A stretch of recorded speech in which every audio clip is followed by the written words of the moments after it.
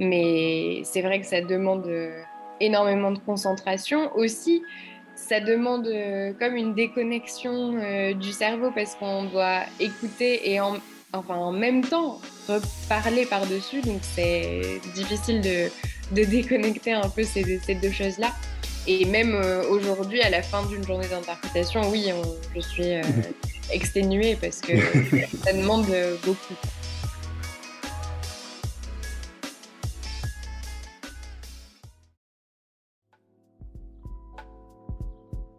Ok, je crois que c'est bon. Ok, cool. Donc, aujourd'hui, je suis là avec Joy. Joy, tu peux te présenter?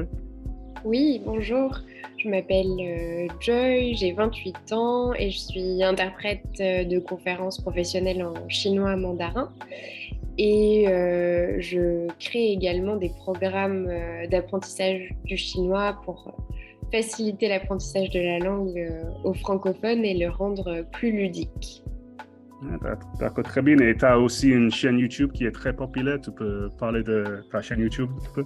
Oui, donc j'ai créé ma chaîne YouTube il y a environ 5 ans maintenant, dans le but de démocratiser la langue chinoise et puis d'expliquer un peu plus la culture chinoise aux francophones parce qu'elle est finalement très peu connue.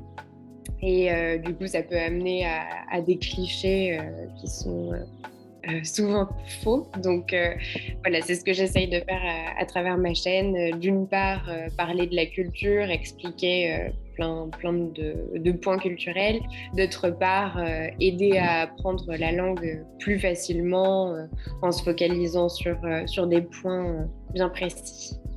Ok, intéressant, très cool. Et donc, tu es présent aussi sur d'autres réseaux sociaux, TikTok peut-être, LinkedIn, je sais. Oui, je publie aussi des vidéos plus courtes sur TikTok.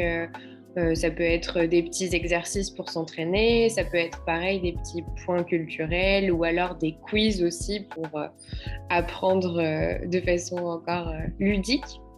Donc oui, j'ai TikTok, j'ai Instagram, Facebook, T'en as LinkedIn tous. aussi. Oui. Ok, cool. Cool, non, mais moi, j'adore tes vidéos courtes parce que le chinois, c'est très difficile comme langue. Et du coup, les vidéos courtes qui nous permettent d'apprendre de façon ouais, plus, comment dire ça, être plus à l'aise avec la langue et pas trop d'informations en même temps. C'est important quand on prend une langue. Et du coup, pourquoi le chinois? Parce que moi, je suis anglais en France et je trouve que les Français sont vraiment obsédés par le japonais. En fait, je connais pas mal de gens qui prennent des cours de japonais. En plus, il fait le manga, il c'est pas manga, c'est le manga, je crois, c'est ça. Oui. Oui, du coup, je trouve le français, vous êtes un peu fasciné par le Japon, mais toi, tu as choisi la Chine. Et ben en fait, ça m'a été proposé à la base en option au lycée. Donc Mhm. c'est comme ça que j'ai croisé le chinois pour la première fois, on va dire. J'avais aucune origine, aucune personne dans mon entourage qui était chinoise, mais j'aimais beaucoup les langues et quand j'ai vu que c'était proposé, je me suis dit que ça m'intéressait, que je voulais essayer. Donc j'ai commencé comme ça le chinois et en fait quand j'ai découvert la langue, la culture, comment ça changeait en fait ma façon de penser et d'apprendre, j'ai vraiment eu un coup de cœur pour la langue et c'est comme ça qu'après j'ai décidé d'aller plus loin, du coup d'apprendre le chinois pendant mes Mhm. études, de partir vivre en Chine et d'en faire mon métier aujourd'hui. Ok, très bien. Donc, et tu avais appris d'autres langues avant le chinois, j'imagine? J'avais commencé l'anglais, bien sûr, et l'espagnol. Tout ça, c'était au collège-lycée. Et Mhm. ensuite, donc, j'ai commencé le chinois. Oui. D'accord, ok, cool. Et du coup, comment tu as appris le chinois? Parce que je vois dans tes vidéos, tu as vraiment un niveau très avancé, ta prononciation est top aussi, c'est quelque chose avec qui j'ai beaucoup de mal. Et donc, tes techniques d'apprentissage, comment tu l'as fait? En fait, justement, c'est ça qui est drôle, c'est qu'au début, j'ai suivi simplement les méthodes d'enseignement classiques, si je puis dire, du collège, du lycée, l'université même. Mais après, je suis partie vivre en Chine par moi-même, donc j'étais toute seule et je voulais vraiment avoir une immersion dans la langue, dans la culture. Donc, j'habitais dans une résidence avec uniquement des Chinois. Enfin, j'ai tout fait pour être plongée là-dedans. Donc, évidemment, c'est ça qui m'a énormément aidée à progresser en prononciation. Parce que quand tous les jours, on n'entend que ça, on peut que progresser. Et puis, on a quand même la réaction de mimétisme. Donc, on répète et on s'améliore au fur et à mesure. J'ai beaucoup travaillé. Évidemment, c'est pas venu comme ça. Et j'ai passé 3 ans tout en Chine, donc c'était forcément de l'entraînement quotidien. Et je me suis poussée à toujours parler aux gens autour de moi, même des gens que je connaissais pas, pour m'améliorer. Donc, j'avais pas de technique particulière finalement quand moi j'ai appris, mis à part me mettre en situation le plus possible. Donc dès que j'apprenais quelque chose, j'allais le pratiquer, j'allais dans un magasin et puis je parlais aux gens. C'était assez difficile au début et puis après finalement on se rend compte que les gens apprécient l'effort. Donc ça devient de plus en plus facile et c'est vraiment la pratique qui a fait que j'ai pu en arriver à ce niveau aujourd'hui. Et qu'est-ce que tu fais maintenant? Parce que maintenant, tu es à Paris, donc comment tu fais pour t'entraîner? Alors maintenant, je regarde des séries ou j'écoute des podcasts, je lis des choses en chinois. Je suis aussi plongée là-dedans parce que j'accompagne mes élèves tous les jours pour apprendre aussi. Et voilà, de toute façon, je continue toujours à m'intéresser à la langue et à travers mon métier, quand j'interprète en chinois, j'apprends aussi de nouveaux mots, c'est toujours des nouveaux domaines que je ne connais pas forcément. Donc, il y a tout le temps, en fait, un apprentissage et c'est ça que j'aime aussi. Ok, cool. Et donc, quels sont tes conseils pour les francophones qui souhaitent apprendre le chinois? Alors, il y a beaucoup de choses que je pourrais dire, mais je pense qu'il y a une chose qui est importante déjà, c'est de ne pas délaisser les bases du chinois. Parce que trop souvent, en fait, je vois que les gens se disent les tons, je verrai plus tard, c'est pas très important. Et en fait, moi, je trouve qu'il y a quand même 3 piliers du chinois par lesquels il faut commencer, sur lesquels il faut vraiment se concentrer au début. C'est la prononciation, les tons et les caractères. Donc, arriver à comprendre la logique des caractères plutôt que de les recopier simplement, pour moi, c'est beaucoup plus puissant, ça aide à retenir. Donc, mon conseil, déjà, c'est de commencer par le début et de commencer par ces bases-là et d'arriver à bien les maîtriser.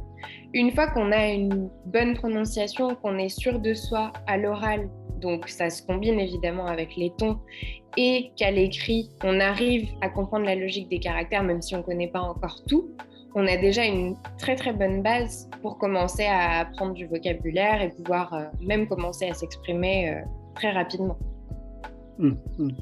Et ensuite, le deuxième conseil important, je trouve, c'est que souvent, les gens font l'erreur de se dire je commencerai à parler quand je connaîtrai 500 mots, 1000 mots, là, j'ai pas assez de mots pour parler, mais en fait, il faut parler le plus tôt possible, le plus vite possible, même si vous connaissez un seul mot. En fait, utilisez-le, c'est pas grave. L'important, c'est de pratiquer, de faire des erreurs, d'apprendre de ses erreurs et d'évoluer comme ça. Donc, même si on connaît que 10 mots, moi, j'encourage toujours à les dire déjà à l'oral, éventuellement s'enregistrer pour voir si on est dans la bonne prononciation, les bons tons, et dans l'idéal, avoir quelqu'un qui nous corrige, qui nous dit si c'est bien ou pas, et évidemment, avoir une conversation avec un Chinois directement, c'est encore mieux. Oui, non, tout à fait. C'est une erreur que je vois tout le temps chez les débutants. En fait, ils souhaitent se concentrer sur un élément de l'apprentissage et après, ils nous disent, ah ouais, je vais me concentrer sur celui-là après. Et en fait, ils le feront pas, ils le feront jamais, en fait. Et c'est vraiment le cas qu'il faut travailler toutes les compétences en même temps. Et c'est une autre chose que tu viens de dire aussi. En fait, il y a beaucoup de gens qui n'osent pas à parler avec le locuteur natif au début aussi parce qu'ils pensent que ça va être trop difficile. Ils veulent parler uniquement avec un prof ou un autre élève qui parle, je ne vais pas dire pas mal, mais qui n'est pas natif. Et du coup, en fait, ça, c'est une autre erreur que je vois assez souvent chez les élèves. Donc oui, non, c'est très intéressant, mais tu es quelqu'un très, très, très chargé, j'imagine, parce que tu donnes des cours de chinois, mais tu es aussi un interprète. Tu peux nous en dire plus? Sur mon métier d'interprète? Oui, c'est l'interprétation. Oui, donc je suis interprète de conférence, donc il y a plusieurs façons d'exercer ce métier. On peut faire de l'interprétation simultanée, ça veut dire qu'on va être dans une cabine insonorisée, par exemple dans une salle de conférence, et la personne qui parle, qui fait un discours, va parler dans un micro. Nous, on va l'entendre dans un casque et on a un micro aussi pour interpréter en temps réel dans la langue des participants. Et les participants donc ont un casque pour écouter dans la langue de leur choix ce qui est en train de se dire. Donc ça, c'est la première façon de faire. Et la deuxième façon, c'est de l'interprétation consécutive. Là, c'est un petit peu différent. La personne, je vais être à côté de la personne, par exemple, à une table pour un rendez-vous professionnel, et elle va parler pendant 1 à 2 minutes, et ensuite, je vais interpréter ce qu'elle va dire une fois qu'elle a terminé, et ainsi de suite. D'accord. Donc, si on prend le premier job que tu as mentionné là, du coup, c'est dans les conférences des affaires, c'est les conférences politiques. Quels sont ces événements exactement? Il y a beaucoup de possibilités différentes. En fait, je fais parfois des conférences pour des associations, par exemple, qui essayent de faire passer un message particulier, ou alors, pour des conférences plus business, présenter un nouveau produit ou présenter une nouvelle gamme de produits. Sinon, en général, pour l'interprétation simultanée, c'est souvent ce genre de travaux. D'accord, c'est le produit chinois peut-être qui vont être vendus dans le marché français, des choses comme ça? Oui, parfois, oui, ça peut arriver. Ok, intéressant. Parce que j'ai formé des interprètes chez WISE et j'étais étonné parce que c'est vraiment, vraiment difficile d'écouter quelqu'un et après avoir tout ça en tête et répéter. Même quand je l'ai fait en anglais, donc c'est ma langue, mais j'avais beaucoup de mal à créer chaque mot qu'ils disent. Et en fait, j'ai trouvé que les interprètes, ils ont leur propre façon d'écrire parce qu'ils étaient les Chinois. Et il fait la traduction, il fait l'interprétation, soit d'anglais, soit de français vers le chinois. Et en fait, ils utilisaient une langue qui est un peu de mélange de le caractère chinois, un peu d'anglais et un peu français, parce qu'ils doivent écrire très rapidement ce qu'ils disent les gens. Et donc, c'était très, très, très difficile. Et moi, quand j'ai essayé, j'avais pas cette technique d'écrire, donc j'étais nul. Donc, comment tu fais quand tu dois écouter, parce que tu écoutes le chinois, c'est ça, et tu traduis le français? Oui, c'est ça. Quand j'interprète en chinois, je le fais plutôt en consécutif, du coup. Et par exemple, ça m'est arrivé d'interpréter pour des pilotes d'hélicoptères chinois qui venaient se former en France. Et du coup, j'étais dans l'hélicoptère avec eux. Là, c'était en temps réel. Il fallait leur donner les instructions du moniteur. Mais sinon, oui, j'avais appris pendant mon master justement d'interprétation à prendre des notes de façon organisée. En fait, je pense que chacun a un petit peu sa façon de faire. Je me souviens que quand on avait appris comment faire, les profs nous avaient dit en fait, ça dépend de vous. Si vous voulez écrire une partie en chinois, une partie en français, ben, tant que vous comprenez en fait ce que vous devez dire après, c'est l'important. Du coup, c'est ce que je fais aussi. Je pense que ça ressemble un petit peu à ce que tu disais. C'est que quand je prends mes notes, il y a une partie qui est en caractère chinois parce que des fois, ça va beaucoup plus vite de tracer un caractère que d'écrire tout un mot. Et il y a une partie de français ou d'anglais et éventuellement de symboles aussi parfois pour dire aucun, pour dire million, ce genre de choses. Donc, je combine un petit peu tout ça. Mais par rapport à ce que tu disais, l'important quand même, je trouve, dans notre métier, c'est justement de ne pas se concentrer sur les mots, mais plutôt sur le sens global. Et c'est aussi quelque chose que je trouve très intéressant dans ce métier, c'est qu'on cherche vraiment le message au-delà des mots précis. Et c'est comme ça qu'on va le retranscrire après dans la langue cible. D'accord, d'accord. Et tu n'as jamais eu de problème de traduction? Si, ça m'est déjà arrivé.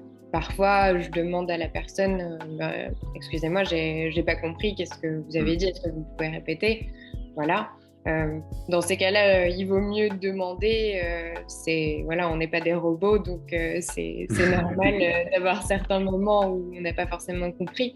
Et il vaut mieux demander plutôt qu'interpréter sans savoir si c'est vraiment ça et du coup peut-être créer après une situation problématique.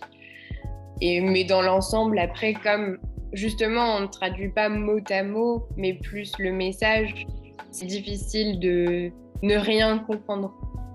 On comprend forcément 99% de tout ce qui est dit et on arrive à retranscrire le message même si on n'a pas compris 100% des mots. Ok, je vois. Et du coup, tu as dit que tu as fait un master pour faire cela, ou c'était un master en langue étrangère? Tu as fait quelle étude exactement pour devenir une interprète?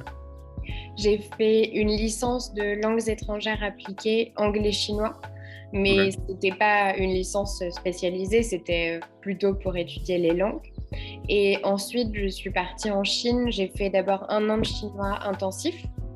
Et puis après, j'ai fait un master pendant 2 ans d'interprétation chinois-français, où là, je me suis vraiment spécialisée dans ce métier-là. D'accord. Et donc, tu peux nous parler un petit peu de cette formation de 2 ans pour l'interprétation?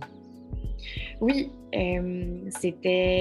pour moi, c'était une très bonne expérience parce que j'étais la seule étrangère à participer à ce master et j'étais uniquement avec des Chinois. Donc, eux avaient appris le français et moi, j'avais appris le chinois.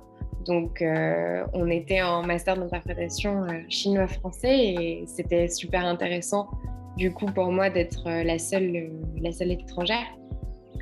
Et c'était un master très intense, ça demande beaucoup de travail. D'ailleurs, c'est un métier qui est très...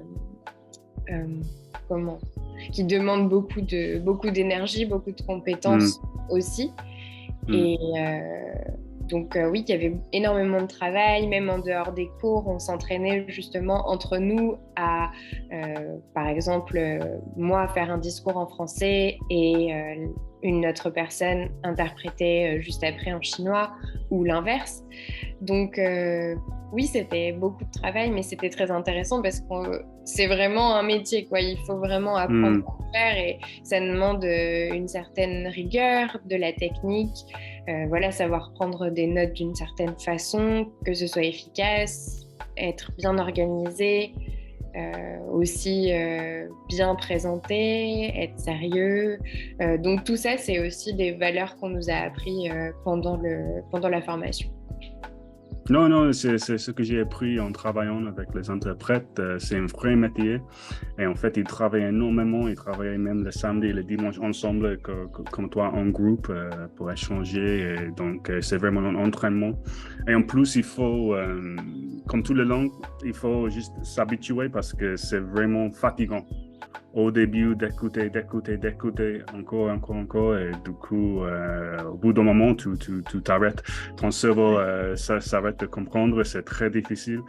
Du coup, c'est pas forcément juste une question d'apprendre les mots et les phrases. Il faut s'entraîner et s'habituer le cerveau à ce niveau de travail. Oui. Parce que, oui. Et c'est aussi pour ça qu'en interprétation simultanée, on est en général un binôme. Donc, on se relaie toutes les 15 minutes, 20 minutes, après ça dépend. Mais c'est vrai que ça demande énormément de concentration. Aussi, ça demande comme une déconnexion du cerveau parce qu'on doit écouter et en même temps reparler par-dessus. Donc, c'est difficile de déconnecter un peu ces deux choses-là. Et même aujourd'hui, à la fin d'une journée d'interprétation, oui, je suis exténuée parce que ça demande beaucoup. Non, je peux imaginer. Je ne l'ai jamais fait, comme je dis, je ne l'ai jamais fait, mais j'étais vraiment impressionné par les interprètes avec qui je travaillais. Et du coup, donc si tu es bilingue, tu as toujours besoin de faire une formation. Tu ne peux pas juste dire, OK, je suis bilingue, je vais être ton interprète. Ça ne va pas marcher? Ben, j'imagine que tout est possible, mais honnêtement, connaissant le métier, oui, je conseillerais pas à quelqu'un qui se dit ah bah c'est bon, moi je suis bilingue, de se lancer comme ça en tant qu'interprète parce que il y a certains codes et puis en plus, oui, c'est quand même un métier, il y a des choses à savoir, des choses à apprendre et je pense que c'est en fait extrêmement difficile d'être interprète si on ne connaît pas toutes ces choses-là. C'est beaucoup plus difficile déjà que quelqu'un qui a été formé pour ça. Et pourtant, même pour quelqu'un qui a été formé, c'est déjà compliqué. Donc, je pense que ça rajoute en fait des obstacles inutiles. D'accord, oui. Non, je vois parce que des fois, ouais, si tu parles plusieurs langues, on nous dit, oui, tu peux être un traducteur, tu peux être un interprète, mais c'est pas forcément le cas.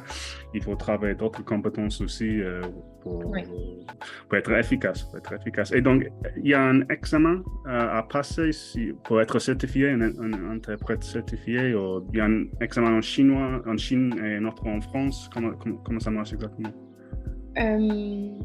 En fait, non, moi j'ai simplement un master d'interprétation. Mis à part ça, il n'y a pas un examen précis à passer. En fait, je sais aussi qu'en France, il existe des écoles d'interprétation donc qui proposent des formations. Et puis à la fin, on a un diplôme précis, en général de master d'interprétation. D'accord, ok. Donc, quand tu as un nouveau projet ou quelque chose, on ne nous demande pas forcément une certification précise. Une master en interprétation, c'est bon pour faire le travail. Oui. Ok, cool. Et du coup, donc tu peux être un interprète pour plusieurs langues en même temps, ou est-ce que c'est normalement d'une langue à une autre uniquement? A priori, on est interprète vers sa langue maternelle. C'est la théorie. Bien sûr, en pratique, en fait, si on a un client et qui nous dit voilà, j'ai besoin d'un interprète sur la journée pour interpréter du chinois au français et du coup du français au chinois, et ben on le fait parce que c'est comme ça, c'est les demandes qu'on peut recevoir. Mais en théorie, on est censé interpréter uniquement vers sa langue maternelle parce que c'est dans cette langue qu'on est censé le mieux s'exprimer et le mieux connaître tous les termes. D'accord. Oui, non, c'est ça que j'ai compris, que oui, il faut il faut faire la traduction uniquement vers sa langue maternelle. Mais tu fais les deux de temps en temps? Tu fais la traduction vers le chinois aussi? Oui. Quand je suis la seule interprète pendant la journée, j'ai pas le choix que de le faire. Et je fais aussi en anglais-français. Parce que forcément, par exemple, la semaine prochaine, je vais à une conférence et il y a une partie des gens donc, qui sont français et qui ne parlent pas anglais. Donc là, je vais interpréter vers le français. Mais quand eux vont parler, il y aura forcément des anglophones dans la salle et il faudra interpréter pour eux aussi. Donc bien sûr, moi j'ai mon binôme qui sera avec moi. Lui, il est anglais. Mais c'est difficile en général de se répartir en fonction de nos langues maternelles parce qu'on ne peut pas trop savoir à quel moment quelqu'un va parler soit en anglais, soit en français.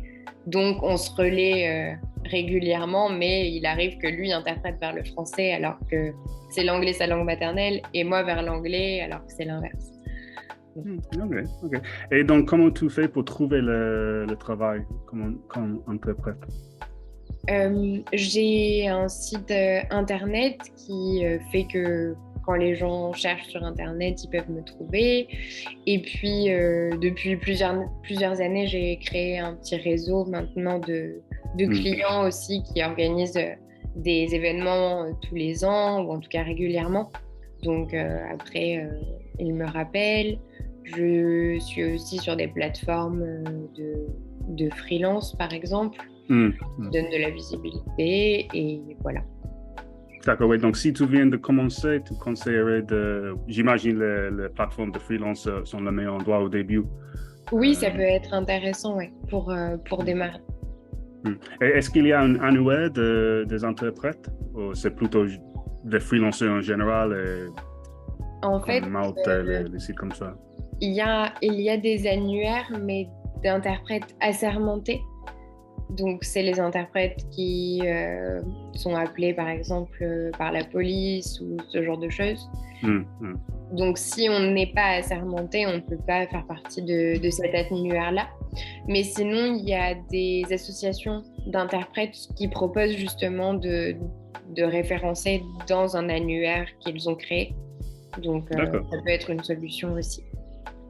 Et donc, ces associations, il faut les contacter. Comment ça marche avec ces associations? Dans les mouches. Il me semble que oui, j'avais regardé, il y avait un formulaire à renvoyer pour adhérer à l'association et du coup être référencé dans l'annuaire directement. Ok. Mais oui, comme beaucoup de freelancers, j'imagine après quelques années, comme tu as dit, la bouche à l'oreille marche bien. C'est la meilleure façon de trouver les nouveaux clients. Et voilà. Ok, cool. Et du coup, est-ce qu'il y a un contexte ou un certain genre de travail qui est très difficile chez les interprètes? Un domaine en particulier, c'est ça? Oui, ou peut-être un événement en particulier, je ne sais pas. Quel est le projet le plus difficile que tu as fait? Je ne sais pas si je pourrais dire le projet le plus difficile, mais il y a forcément dans une journée, par exemple, des moments qui sont plus difficiles que les autres. Si quelqu'un se met à parler très, très, très vite, c'est forcément beaucoup plus difficile. Si quelqu'un se met à parler d'un sujet extrêmement technique aussi, ça m'est arrivé d'entendre parler d'un sujet scientifique et pour lequel je n'ai pas reçu les documents de préparation en amont, donc j'ai pas pu vraiment m'imprégner du vocabulaire. Oui, je peux pas d'un coup m'inventer scientifique, donc j'ai du mal à interpréter. Forcément, c'est pour ça qu'il faut une préparation, normalement en amont quand même. D'accord, ok. Donc oui, bien sûr, avec toutes les langues, tu peux avoir un niveau très avancé, mais si tu rencontres quelqu'un qui parle mal, je ne veux pas dire ça, mais qui parle pas très clairement, c'est toujours très difficile, ou qui parle très vite, c'est toujours très difficile. Mais aussi, tu parles de la préparation qu'il faut faire avant, donc tu fais avant toutes les conférences, toutes les réunions, tu fais la préparation, même si tu connais très bien déjà le sujet? En général, je demande au client s'il peut m'envoyer des documents qui vont m'aider à comprendre en détail le thème ou les thèmes qui vont être abordés pendant la journée, par exemple. Et oui, ça me permet de récupérer déjà des listes de vocabulaire qui peuvent être un peu plus techniques parce que même en français aujourd'hui, si on me parle, je ne sais pas, du fonctionnement d'un hélicoptère, Maintenant, je connais parce que j'ai travaillé dans ce domaine, mais quand je suis arrivée là-bas, même en français, je ne connaissais pas. Donc forcément, pour interpréter en chinois, c'est compliqué quand on ne comprend pas déjà dans sa langue maternelle. Donc oui, a priori, avant chaque mission, on essaie de demander des documents de préparation aux clients. S'ils nous les envoient, on peut préparer des mots, des choses qui vont nous aider, peut-être aussi parfois tous les noms propres qui vont être utilisés, les organisations dont ils vont parler, parce qu'on ne peut pas tout connaître non plus. Et ça permet déjà d'arriver un peu plus serein, un peu plus en confiance. D'accord, oui, non, c'est intéressant, je n'avais pas pensé à ça parce que oui, le nom propre, on peut être très, très, très facilement perdu avec un nom propre si on ne sait pas de quoi il s'agit. Oui, non, c'est vrai. Donc, tu as normalement, par exemple, si c'est un produit chinois, c'est un événement pour promouvoir ce produit. Donc, normalement, tu as la documentation de ce produit afin de faire la recherche sur le vocabulaire et après le nom propre qui sont liés à ces produits. Et après aussi, peut-être, je ne sais pas, est-ce que, je sais pas, tu cherches sur YouTube, regarder les vidéos qui sont aussi liées Oui, ça m'arrive de chercher soit sur Google, lire des articles sur ce sujet-là pour comprendre ou regarder des vidéos. Par exemple, j'avais fait des conférences sur le Bitcoin, la blockchain, mais au tout début, c'était beaucoup moins connu. Et ce qui était important pour moi, c'était de comprendre vraiment le fonctionnement. Parce que si on te parle de ça, mais que tu connais pas, c'est très difficile aussi d'interpréter.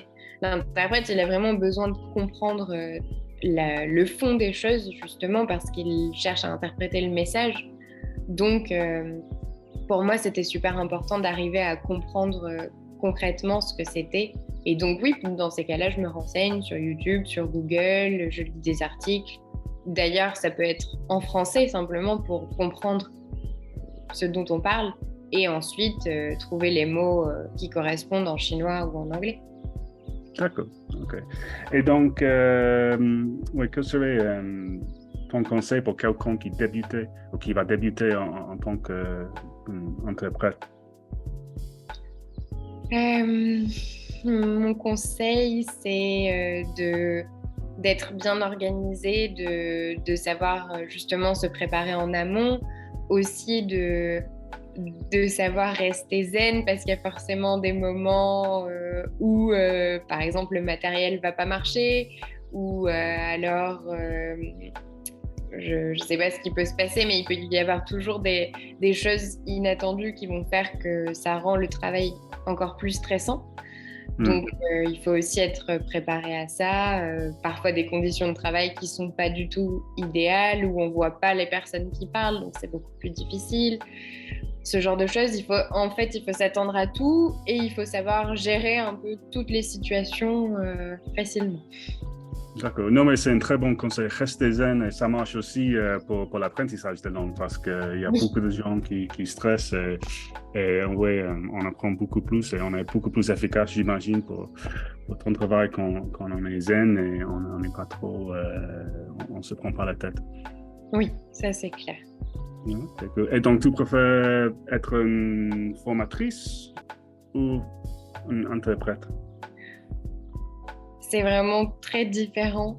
Je pourrais pas dire que je préfère l'un ou l'autre. J'adore mon métier d'interprète. Ça m'apporte en fait des choses différentes parce que en tant qu'interprète, donc je découvre plein de domaines que je ne connaissais pas. Je continue à apprendre des nouveaux mots dans mes langues de travail. Du côté formatrice, c'est très satisfaisant. J'accompagne des personnes à réaliser leur rêve de parler chinois. Je les aide. Je débloque peut-être des choses qui leur permettent d'avancer. Donc, c'est vraiment différent. J'aime les deux et c'est pour ça que voilà, je fais les deux en parallèle. Oui, parce que c'est bien sûr, c'est les langues étrangères, mais comme métier, ils sont vraiment différents, complètement différents, je dirais. Et personnellement, ouais, je fais la formation et c'est beaucoup moins stressant, j'imagine, le cours de chinois que le travail comme interprète.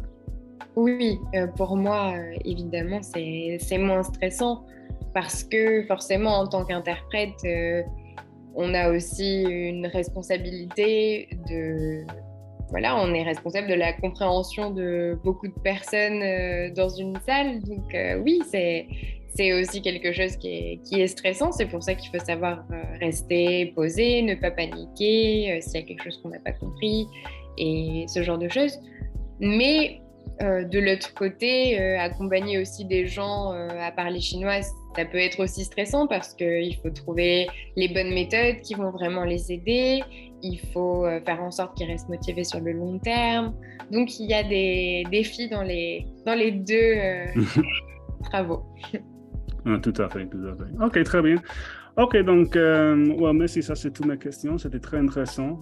J'espère qu'on va aider quelqu'un à mieux comprendre les métiers que tu fais. Avec plaisir. Merci à toi. Merci.